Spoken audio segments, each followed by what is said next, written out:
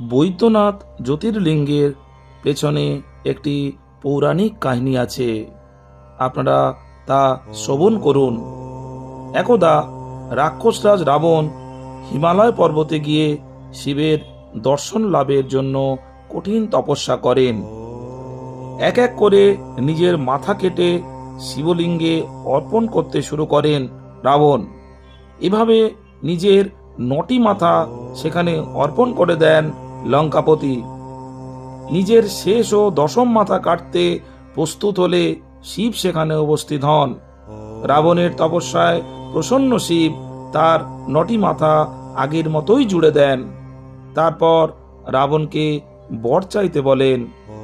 রাবণ শিবকে নিজের সঙ্গে লঙ্কা নিয়ে যেতে চাইছিলেন, তাই তিনি শিবরূপী কামনা লিঙ্গ চেয়ে বসেন।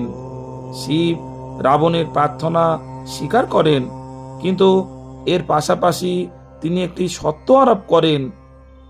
মহাদেব বলেন যে রাবণ যদি পথে কোথাও শিবলিঙ্গটি রেখে দেন তাহলে তিনি সেটিকে পুনরায় তুলতে পারবেন না। সেই শিবলিঙ্গটি সঙ্গে সঙ্গে অচল হয়ে পড়বে।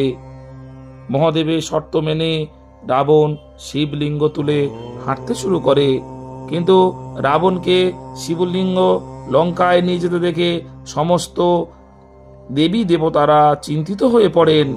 তারা বিষ্ণুর কাছে পৌঁছে যান। বিষ্ণু এই সমস্যার সমাধান বের করেন। রাবণ যাতে শিবলিঙ্গ লঙ্কায় নিয়ে যেতে না পারে তার জন্য একটি লীলা রচনা করেন। বরুণ দেবকে রাবণের পেটে যাওয়ার নির্দেশ দেন বিষ্ণু। এর ফলে দেবঘরের কাছে রাবণের লঘু সংখ্যা হয়। রাবণ কি করবেন তা বুঝে উঠতে পারেন না। তখনই সেখানে এক গোয়ালার বেশ ধারণ করে বিষ্ণু পৌঁছে যান। রাবণ সেই গোয়ালাকে শিবলিঙ্গ ধরিয়ে নিজের লঘু সংখ্যার নিবৃত্তি করতে যান। বরুণ তার পেটে উপস্থিত ছিলেন। এ কারণে বেশ কয়েক ঘন্টা ধরে রাবণ লঘু সংখ্যা করতে থাকেন। এই সুযোগে বিষ্ণুরূপী গোয়ালা শিবলিঙ্গ সেই স্থানেই রেখে দেন। রাবণ এসে সেই শিবলিঙ্গ আর তুলতে পারেন না। তারপর থেকে সেখানেই শিবলিঙ্গটি স্থাপিত হয়ে যায়। এই স্থানের নাম হয় বৈদ্যনাথ ধাম। এটি আবার রাবণেশ্বর ধাম নামেও পরিচিত।